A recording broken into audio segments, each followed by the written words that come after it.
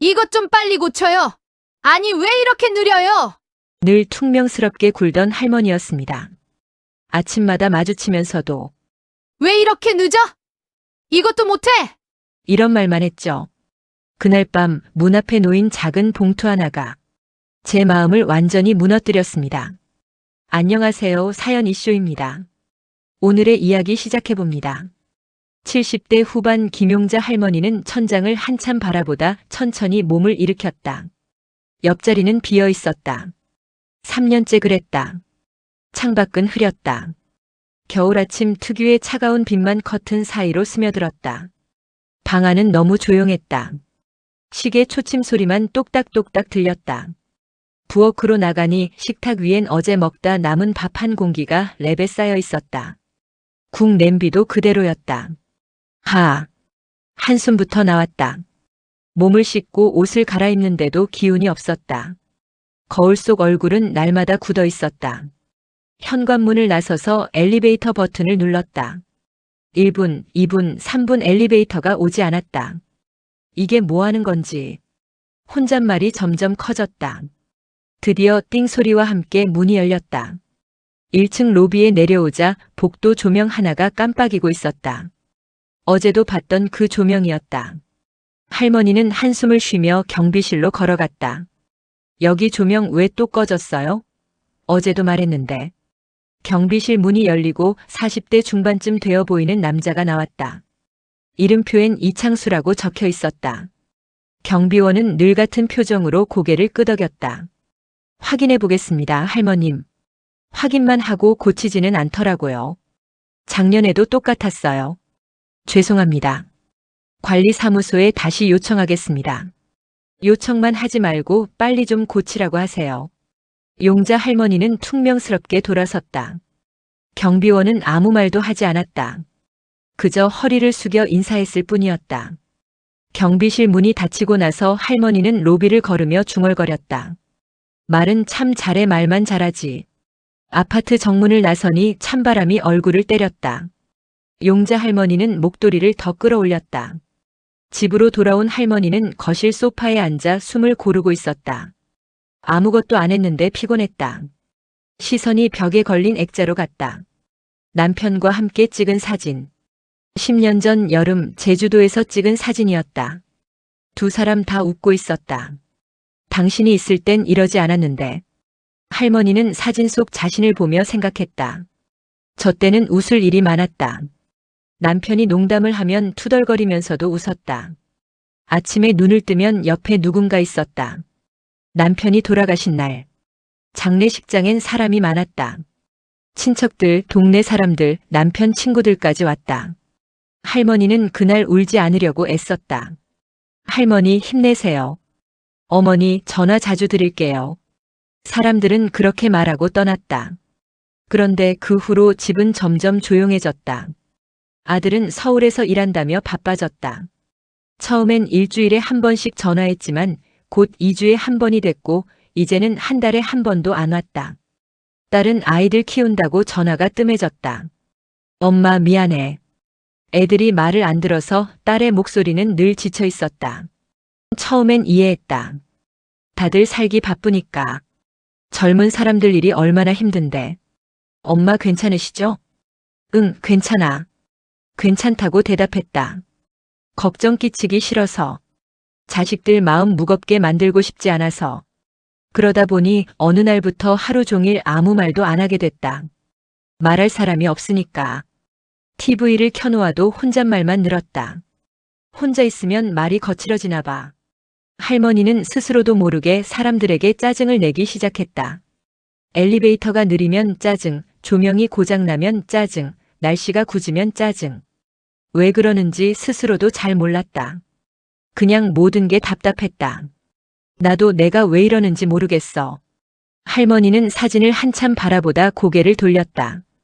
오후 2시쯤 되니 초인종이 울렸다. 택배였다. 할머니는 시계를 봤다. 오전 11시에 온다고 했는데 3시간이나 늦었다. 문을 열자 젊은 택배 기사가 숨을 헐떡이며 서 있었다. 김용자 고객님 맞으시죠? 여기 사인 부탁드립니다. 할머니는 박스를 받기도 전에 말했다. 이게 몇 번째예요? 시간 맞춰오라고 했잖아요. 죄송합니다. 오늘 물량이 많아서. 물량이 많으면 미리 연락을 하든가. 나 오전부터 계속 기다렸어요. 정말 죄송합니다. 택배 기사는 허리를 숙이고 황급히 떠났다. 할머니는 문을 쾅 닫았다. 박스를 뜯으니 딸이 보낸 건강식품이었다. 쪽지가 들어있었다. 엄마 몸 챙겨 드세요. 사랑해요. 할머니는 쪽지를 보다가 식탁에 내려놓았다. 사랑한다면서 전화는 안 하네. 오후 3시 할머니는 은행에 다녀오는 길이었다. 엘리베이터 버튼을 눌렀는데 불이 안 들어왔다. 다시 눌렀다. 여전히 반응이 없었다. 또 고장이야? 짜증이 치밀어 올랐다. 할머니는 경비실로 향했다. 문을 두드렸다. 여기요. 경비원 이창수가 나왔다. 무슨 일이십니까, 할머님? 엘리베이터 버튼이 고장났어요. 눌러도 안 눌러져요. 제가 확인해 보겠습니다. 두 사람은 엘리베이터 앞으로 갔다. 경비원이 버튼을 누르자 띵 하고 불이 들어왔다. 정상인데요? 아까는 안 됐다니까요. 제대로 눌러야 작동합니다. 이렇게 꾹 눌러주세요. 그 말에 할머니는 얼굴이 화끈 달아올랐다. 마치 자신을 어린아이 취급하는 것 같았다. 제대로 눌렀어요.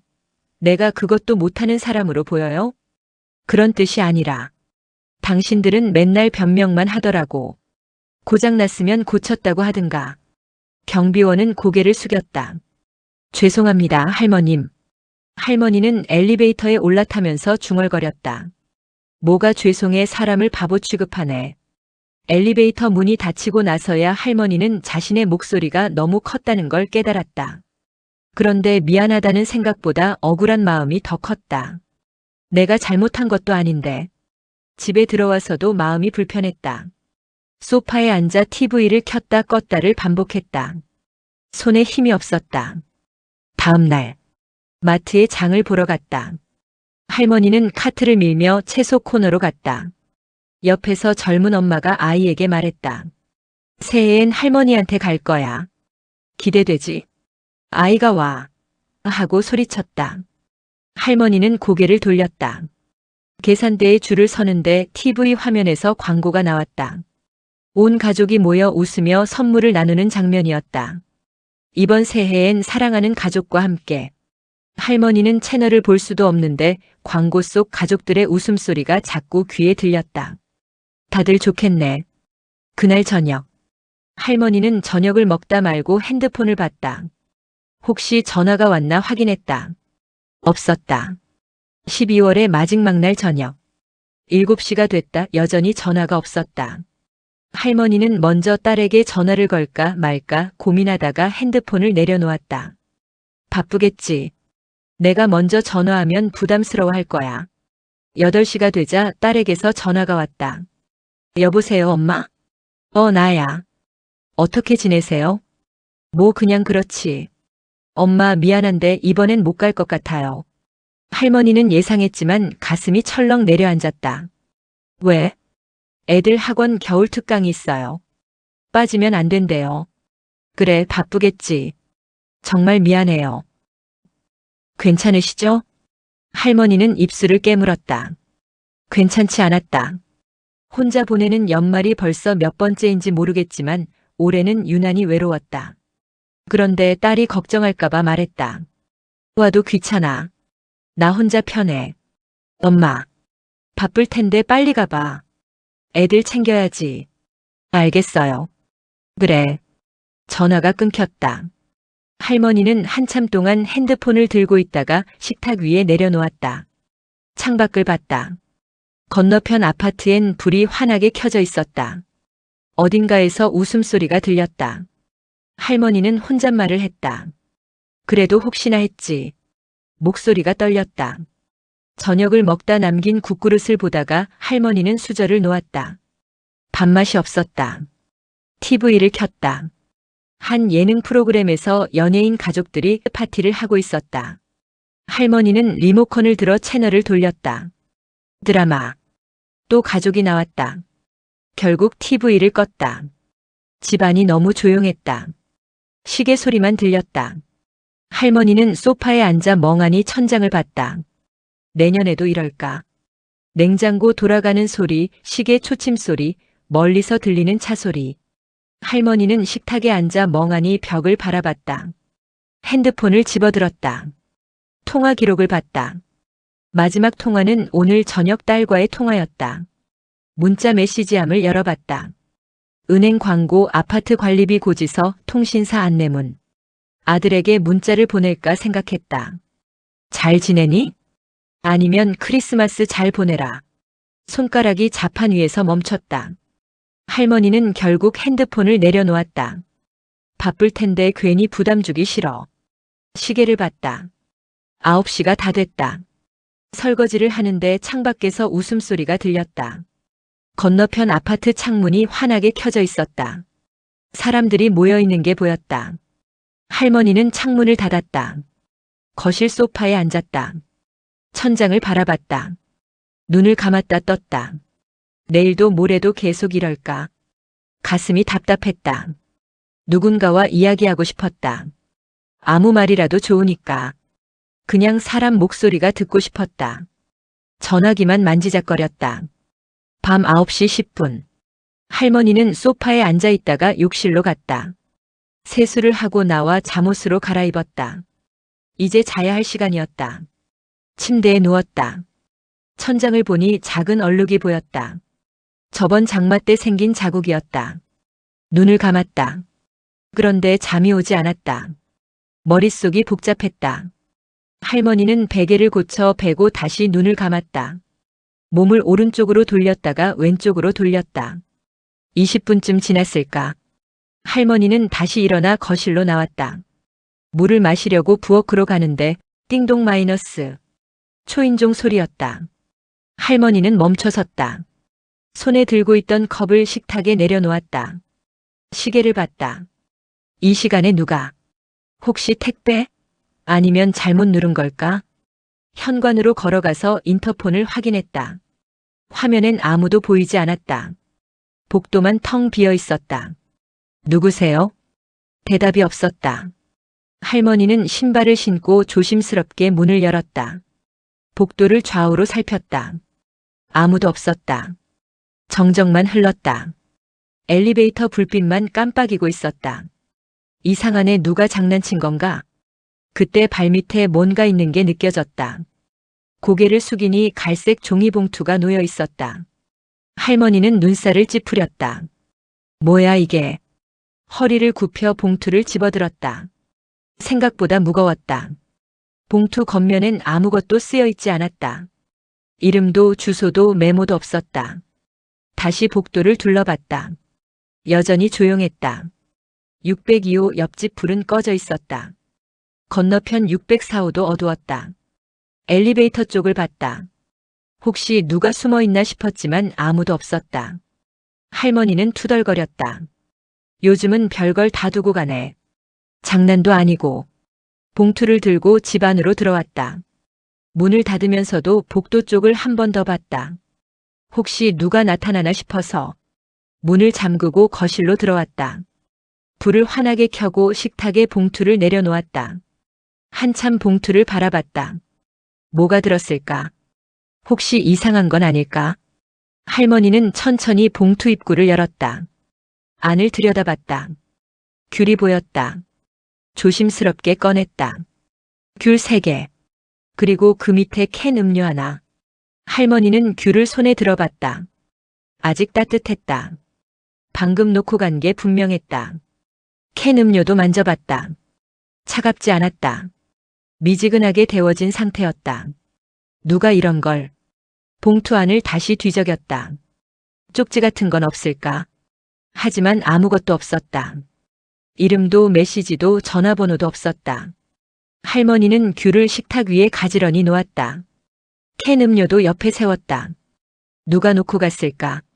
이웃? 아니면 관리사무소 직원? 아니면. 그런데 고맙기보다 기분이 이상했다. 할머니는 식탁에 앉아 귤을 바라봤다. 주황빛이 환한 조명 아래서 빛났다. 귤 하나를 집어들었다. 껍질을 만져봤다. 매끈했다. 좋은 귤이었다. 캔 음료도 다시 확인했다. 따뜻한 유자차라고 적혀 있었다. 누가 왜? 할머니는 귤을 내려놓고 봉투를 다시 펼쳤다. 혹시 놓친 게 있나 싶어서. 하지만 역시 아무것도 없었다. 거실을 둘러봤다. 혹시 다른 곳에 뭔가 더 있나? 현관 쪽도 봤다. 아무것도 없었다. 할머니는 다시 귤을 봤다. 이웃 사람이 놓고 갔나? 602호는 젊은 부부였다. 인사는 했지만 깊은 대화를 나눈 적은 없었다. 604호는 직장인 남자 혼자 살았다. 역시 그냥 지나치는 사이였다. 아니면 관리사무소. 하지만 관리사무소에서 이런 걸 돌릴 리 없었다. 명절도 아니고. 그럼 누가? 할머니는 귤을 다시 손에 들었다. 따뜻함이 아직 남아 있었다. 그런데 고마운 마음보다 다른 감정이 먼저 올라왔다. 내가 이 정도로 불쌍해 보여? 선물이 아니라 동정처럼 느껴졌다. 혼자 사는 할머니한테 측은지심이 발동한 게 아닐까? 할머니는 귤을 식탁에 툭 내려놓았다. 내가 구걸한 것도 아닌데. 기분이 상했다. 누군가의 친절이 부담스러웠다. 아니, 창피했다. 나이 들었다고 혼자 산다고 이렇게 보이는구나. 할머니는 자리에서 일어나 부엌으로 갔다. 물을 한 컵 마셨다. 목이 타는 것 같았다. 거실로 돌아왔다. 귤과 음료는 그대로 식탁 위에 있었다. 가만히 서서 바라봤다. 그래도 누군가 날 생각해 준 건데. 아니다. 다시 고개를 저었다. 동정받고 싶지 않아. 할머니는 소파에 앉았다. 귤이 자꾸 눈에 들어왔다. 시계를 봤다. 10시가 넘었다. 내일 아침에 누가 놓고 갔는지 알아봐야겠어. 그런데 알아봐서 뭐 할까? 고맙다고 해야 하나? 아니면 받을 수 없다고 해야 하나? 할머니는 머리가 복잡했다. 결국 다시 식탁으로 갔다. 귤 하나를 집어들었다. 껍질을 까기 시작했다. 껍질이 벗겨지면서 상큼한 향이 퍼졌다. 오랜만에 맡는 귤 향이었다. 한쪽을 떼어 입에 넣었다. 달았다.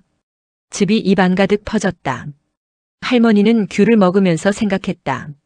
누가 놓고 갔든 귤은 맛있네. 그런데 씹다 말고 멈췄다. 가슴이 먹먹해졌다. 왜 그런지 모르겠는데 자꾸 목이 메었다. 할머니는 귤을 삼키고 나서 한참 그대로 앉아 있었다. 캔 음료를 열었다. 김이 모락모락 올라왔다. 한 모금 마셨다. 따뜻했다. 이런 거 오랜만이네. 할머니는 혼잣말을 하고 나서 입을 다물었다. 누군지는 모르겠지만 같은 날 밤 9시 경비실 안. 경비원 이창수는 책상 앞에 앉아 컵라면을 먹고 있었다. 뜨거운 김이 올라왔다. CCTV 모니터엔 아파트 곳곳이 비쳤다. 주차장, 로비, 각층 복도. 모두 조용했다. 이창수는 라면을 후루룩 먹으면서 모니터를 봤다. 6층 복도 화면에 한 할머니가 문 앞에 서 있는 게 보였다.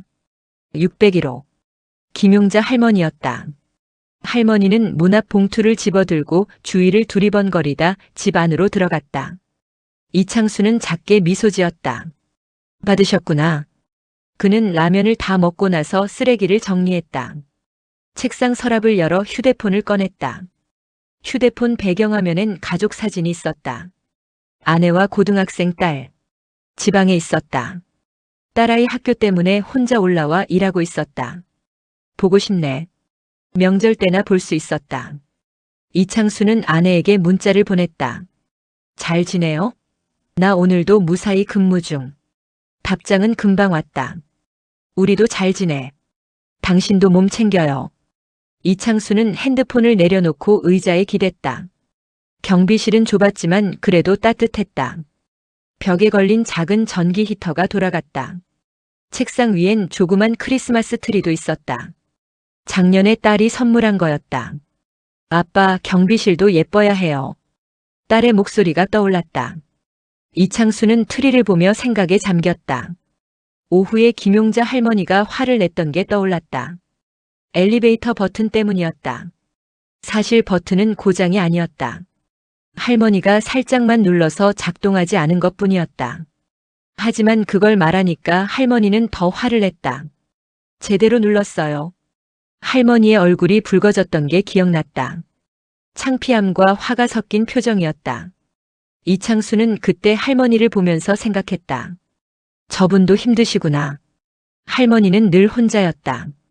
아침에도 저녁에도 엘리베이터를 탈 때도 장을 보고 돌아올 때도 무거운 짐을 혼자 들고 왔다. 도와드리겠다고 하면 괜찮아요 하고 거절했다. 말은 거칠었지만 이창수는 알았다. 저게 외로움에서 나오는 거라는 걸. 자기 아버지도 그랬었다. 어머니가 돌아가신 후 아버지는 말수가 줄었다. 그리고 사소한 일에 화를 많이 냈다. 왜 이렇게 안 되냐? 왜 이런 것도 제대로 못하냐? 사실 화난 게 아니었다. 외로웠던 것뿐이었다. 이창수는 오후에 편의점에 들렀을 때 귤을 봤다. 그리고 따뜻한 음료 코너도 봤다. 문득 용자 할머니 생각이 났다. 연말인데 혼자 계실 것 같았다. 전화 오는 것도 본 적이 없었다. 이창수는 귤 3개와 유자차 캔을 샀다. 그리고 종이봉투에 담았다. 이름을 적을까 고민했다. 하지만 적지 않았다. 괜히 부담스러우실 거야. 초인종을 누르고 재빨리 계단으로 내려왔다. 엘리베이터는 소리가 나니까 경비실로 돌아와서 모니터를 봤다. 할머니가 문을 열고 봉투를 집어드는 게 보였다. 이창수는 그제야 안심했다. 잘 받으셨으면 됐어. 그는 다시 모니터를 보며 생각했다. 내일 만나면 어떤 표정이실까? 아마 아무 말도 안 하실 것 같았다.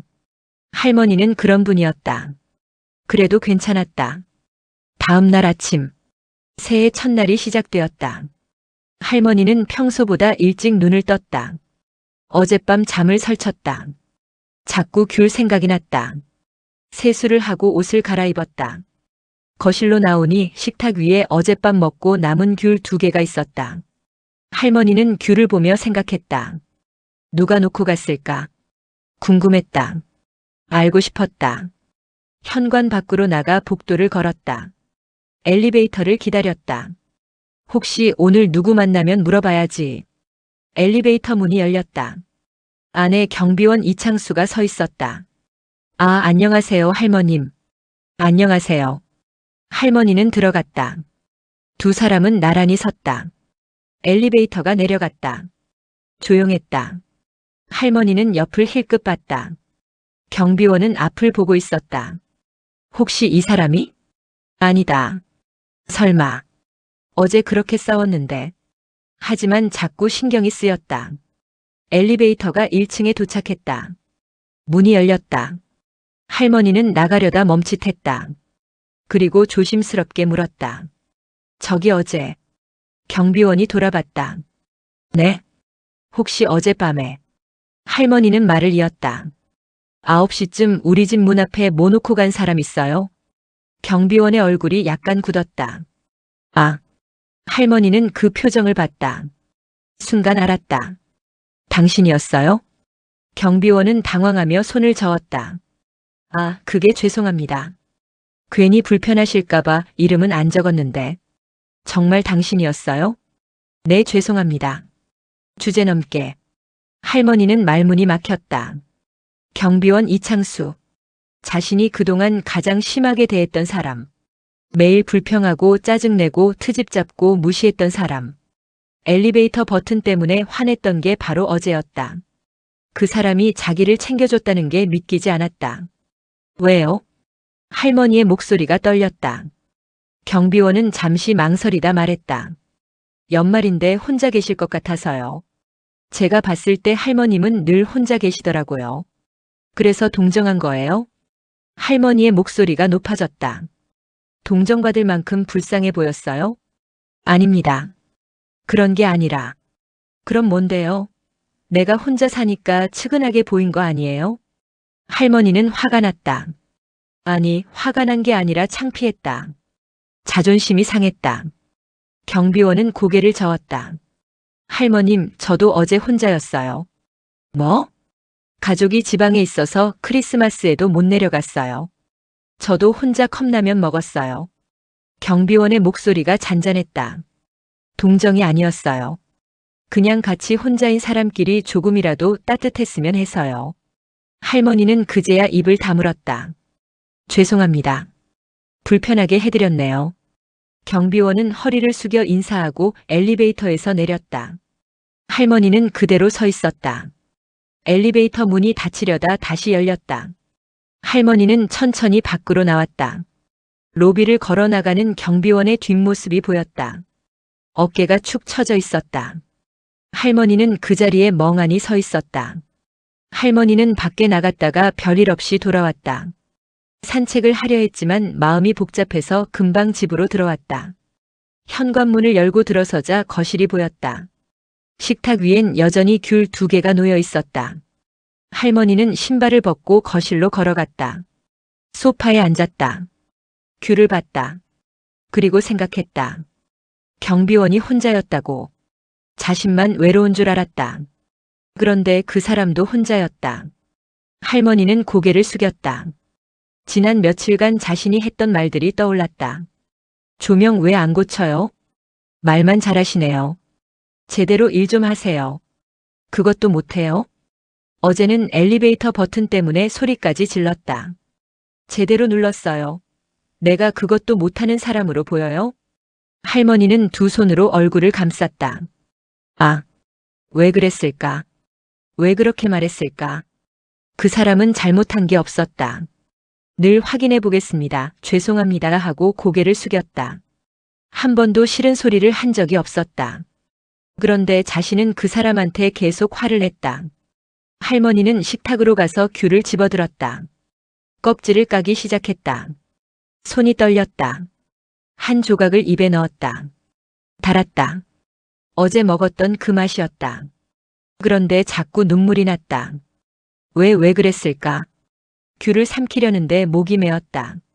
눈물이 볼을 타고 흘러내렸다. 할머니는 귤을 내려놓고 식탁에 엎드렸다. 울었다. 미안해.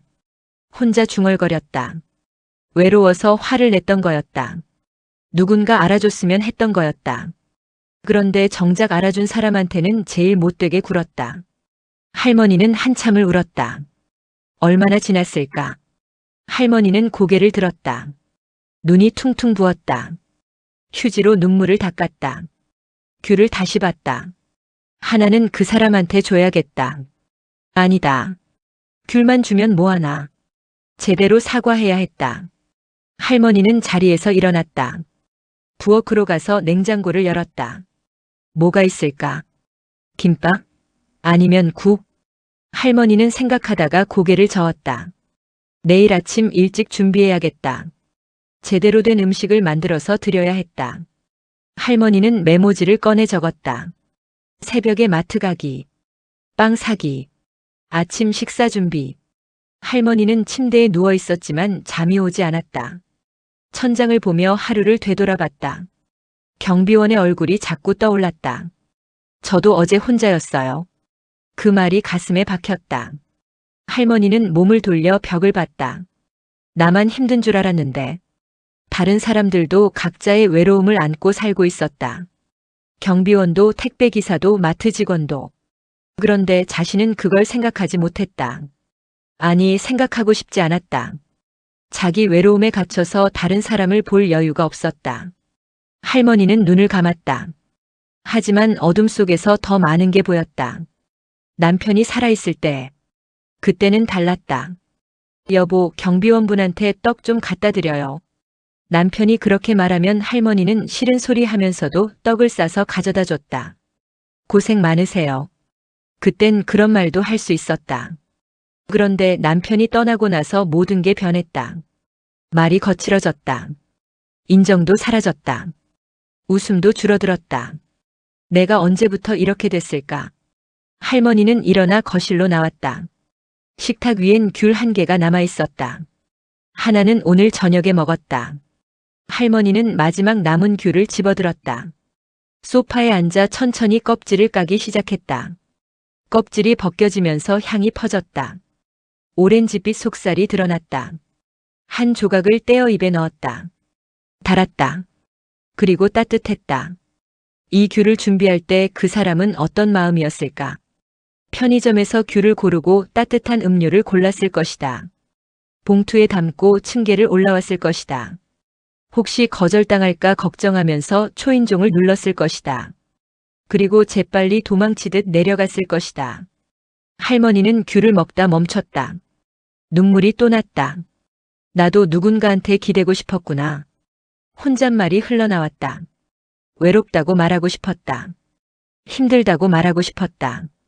혼자는 싫다고 말하고 싶었다. 하지만 자존심이 그걸 막았다. 나이 들어서 약한 모습 보이기 싫었다. 그래서 화를 냈던 거였다. 화를 내면 강해 보일 것 같았다. 화를 내면 외롭지 않은 것처럼 보일 것 같았다. 하지만 그건 착각이었다. 화를 낼수록 더 외로워졌다. 사람들은 더 멀어졌다. 할머니는 귤을 다 먹고 휴지로 손을 닦았다. 이제라도 고쳐야지. 이미 늦었을지도 모른다. 하지만 안 하는 것보다는 나았다. 할머니는 시계를 봤다. 11시가 넘었다. 내일 아침 일찍 일어나야 했다. 할머니는 알람 없이 눈을 떴다. 어제 일찍 잠들었다. 세수를 하고 옷을 갈아입었다. 거울을 보니 얼굴이 조금 밝아 보였다. 코트를 입고 집을 나섰다. 엘리베이터를 타고 1층으로 내려갔다. 로비를 지나는데 경비실 불이 켜져 있었다. 안을 보니 경비원이 책상에서 졸고 있었다. 할머니는 잠시 멈춰 서서 봤다. 그리고 조용히 지나갔다. 새벽 공기는 차가웠다. 할머니는 목도리를 더 끌어올렸다. 마트는 7시에 문을 열었다. 할머니는 문 앞에서 기다렸다. 드디어 문이 열렸다. 할머니는 카트를 밀고 들어갔다. 빵 코너로 갔다. 여러 가지 빵이 진열되어 있었다. 식빵, 단팥빵, 크림빵, 소보로빵. 할머니는 고민하다가 식빵과 단팥빵을 골랐다. 우유도 한 통 담았다. 부엌에서 아침 준비를 시작했다. 식빵을 토스트기에 넣고 계란을 풀었다. 스크램블을 만들고 샐러드도 준비했다. 간단하지만 정성스럽게. 접시에 담고 나니 보기 좋았다. 할머니는 시계를 봤다. 8시 반. 경비원 교대 시간은 9시였다. 그 전에 가야 했다. 할머니는 음식을 도시락통에 담았다. 빵도 따로 봉투에 넣었다. 거울을 보고 머리를 매만졌다. 심호흡을 했다. 할 수 있어. 현관문을 열고 나갔다. 복도를 걸어 엘리베이터를 탔다. 1층 버튼을 눌렀다. 엘리베이터가 내려갔다. 할머니의 심장도 같이 뛰었다. 띵 마이너스. 문이 열렸다. 할머니는 천천히 나왔다. 로비를 가로질러 경비실로 걸어갔다. 경비실 문 앞에서 멈칫했다. 이렇게 찾아가는 게 맞나? 부담스러우시면 어쩌지? 하지만 이미 왔다. 돌아갈 수 없었다. 할머니는 문을 두드렸다. 저기요. 안에서 소리가 들렸다. 의자 끄는 소리. 문이 열렸다. 경비원 이창수가 놀란 얼굴로 서 있었다. 할머님? 저 시간 괜찮으세요? 네, 괜찮습니다. 무슨 일이시죠? 할머니는 들고 있던 봉투를 내밀었다. 이거 받아주세요. 경비원은 어리둥절한 표정으로 봉투를 받다. 이게 아침 식사요. 근무 중이시니까 혼자 드시기 불편하시면 나중에 드셔도 되고요. 경비원은 봉투를 받으며 할머니를 봤다. 할머님, 고맙다는 말도 안 하고 오히려 이상하게 받아들여서 정말 미안했어요. 아닙니다. 제가 주제넘게. 아니에요. 할머니는 고개를 저었다. 당신은 잘못한 게 없어요. 잘못한 건 나예요. 경비원은 할머니를 보며 말했다. 들어오시겠어요? 네. 좁지만 잠깐 앉아 계세요. 할머니는 경비실 안으로 들어갔다. 작은 공간이었지만 따뜻했다. 경비원은 의자를 권했다. 앉으세요. 고맙습니다. 할머니는 조심스럽게 앉았다. 경비원은 도시락통을 열어봤다. 와, 이걸 언제 준비하셨어요? 오늘 새벽에요. 새벽에요? 네. 제대로 사과하고 싶었어요. 경비원은 할머니를 보며 웃었다. 고맙습니다, 할머님. 제가 더 고맙죠. 그날 당신이 아니었으면 저는 정말 외롭게 연말을 보냈을 거예요. 할머니의 눈시울이 붉어졌다. 사실 저 너무 외로웠어요. 그래서 사람들한테 자꾸 화를 냈던 것 같아요. 알아요. 경비원이 조용히 말했다. 저도 그랬거든요. 가족이랑 떨어져 지내면서 사소한 일에 짜증이 많이 났어요. 그래요? 네. 외로우면 사람이 그렇게 되나 봐요. 두 사람은 잠시 침묵했다. 경비원이 먼저 말했다. 그런데 할머님, 저 이거 진짜 먹어도 돼요? 당연하죠. 그러려고 만든 건데요. 그럼 잘 먹겠습니다. 경비원은 포크를 들어 스크램블을 한 입 먹었다. 맛있어요. 다행이네요. 할머니는 미소 지었다. 오랜만에 짓는 진심 어린 미소였다. 앞으로 제가 좀 더 잘할게요. 할머님, 말도 좀 부드럽게 하고, 사람들한테 친절하게 대하고. 경비원은 고개를 저었다. 할머님은 충분히 좋은 분이세요. 아니에요. 저 정말 못됐어요. 사람은 다 그럴 때가 있어요. 경비원은 빵을 한 입 베어 물며 말했다. 중요한 건 알아차리는 거잖아요. 할머님은 알아차리셨어요. 그걸로 된 거예요. 할머니는 그 말을 듣고 뭉클했다. 고마워요. 정말. 저야말로 고맙죠. 이렇게 맛있는 아침을 먹게 되다니. 두 사람은 함께 웃었다. 할머니는 일어서며 말했다. 너무 오래 방해했네요. 근무하셔야 할 텐데. 괜찮아요. 오늘 아침은 덕분에 행복하게 시작했어요. 저도요. 할머니는 경비실을 나섰다. 몇 걸음 걷다가 뒤돌아봤다. 저기 이창수 씨. 네, 할머님. 가끔 힘드시면 말씀하세요. 제가 뭐라도 해드릴게요. 경비원은 활짝 웃었다. 네, 고맙습니다. 할머니는 엘리베이터로 걸어갔다. 가슴이 따뜻했다. 집에 돌아와서 거울을 봤다. 얼굴이 밝아 보였다. 며칠 후, 할머니는 마트에 갔다. 장을 보고 나오는데 젊은 직원이 물건을 떨어뜨렸다. 예전 같았으면 혀를 찼을 것이다. 하지만 할머니는 다가가서 물었다. 괜찮아요? 도와드릴까요? 직원은 놀란 표정으로 할머니를 봤다. 아, 괜찮습니다. 감사합니다. 고생이 많네요. 할머니는 미소 지으며 지나갔다. 집으로 돌아오는 길. 엘리베이터에서 경비원을 만났다. 안녕하세요, 할머님. 안녕하세요.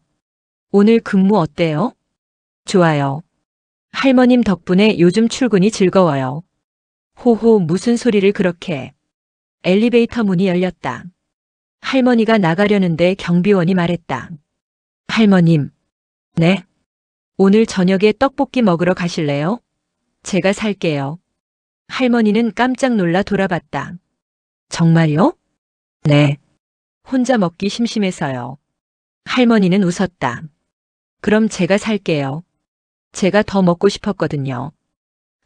그럼 반반 내죠. 좋아요. 사람은 가장 외로울 때 가장 못되게 굴기도 합니다.